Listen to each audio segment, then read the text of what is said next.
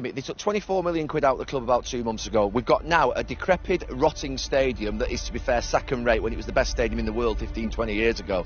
You've got a football project where they haven't got a clue. You've put bankers in charge of the football club, not making football decisions. They've not appointed a sporting director, right? We can look at the players all you like, but there are that many big things that need to be put right first. They've got to show up and basically face the music. Now's the time.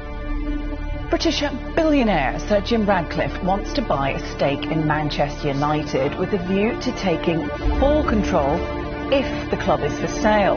One source has told us he's serious about owning the club and former players would be involved in any potential offer.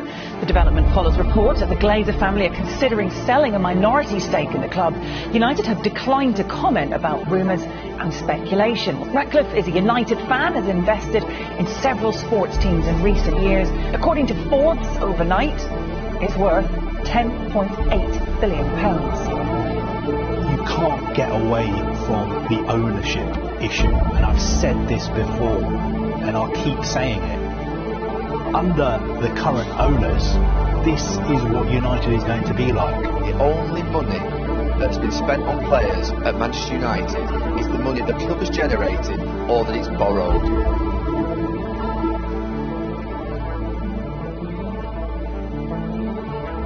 We have seen many anti-Glazer protests at Old Trafford down the years, and this was one of the biggest. Tens of thousands of United supporters pouring down to Matt Busby Way.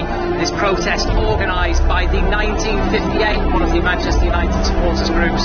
They wanted it to be a peaceful protest and a legal one too, and that's what they got. It was full of passion and anger towards the Glazer family. They are still so upset with them for landing this club in hundreds of millions of pounds of debt. The interest on that debt comes to about £19 million a year in interest payments. There's so much more that the fans are unhappy with the Glazer ownership, the way they've structured the club, putting perceived bankers in charge of football decisions. They also tried to lead them into a European Super League. And of course, this is the only club in the Premier League which pays its owners dividends.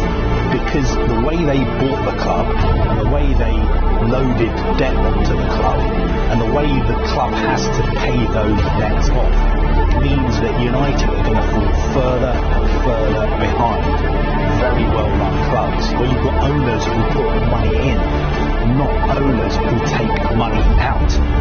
Apology, perhaps.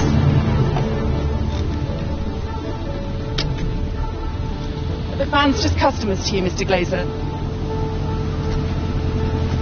Manchester United need £1 billion in this next 2-3 years to either rebuild or renovate that stadium. They probably need another £500-600 million of training ground and other infrastructure projects and football investment. They've only got £40-50 million cash left in the bank. They were cash rich 3 years ago. They had £350 million in the bank. They've no longer got that money in the bank. Something is going to have to give soon, very, very soon. Well, with the protests over for now, all eyes turn on those potential takeover talks. Last week, Manchester United fan and very businessman Sir Jim Ratcliffe confirmed that he would be interested in buying Manchester United if it were ever put up for sale. The fans that have been here tonight will be hoping that he sticks to his word and forces the Glazers into leaving their club.